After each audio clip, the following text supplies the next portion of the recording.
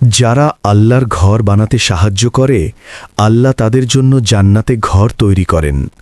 আপনার সামান্য সহযোগিতাই এতিম শিশুদের জন্য হতে পারে একটি নতুন আশ্রয়। আজই এই সওয়াবের কাজে অংশ নিন।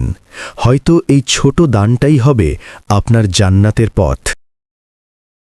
গ্রামের এক কোণে একটা পুরনো ভাঙা মাদ্রাসা ছিল। সেখানে থাকত কিছু এতিম শিশু।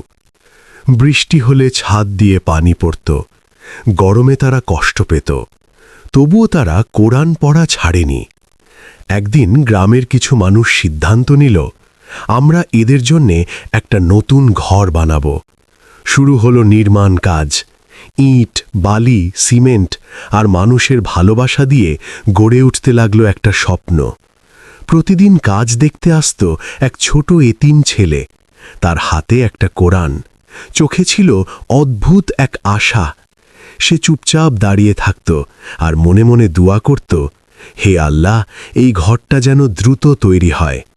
দিন যায়, কাজ এগোরে, দ্বিতীয় তলা উঠতে শুরু করে। একদিন একজন লোক তাকে জিজ্ঞেস করল, তুমি প্রতিদিন এখানে আসো কেন? ছেলেটা মুচকি হেসে বলল, এটাই হবে আমার জান্নাতের পথ।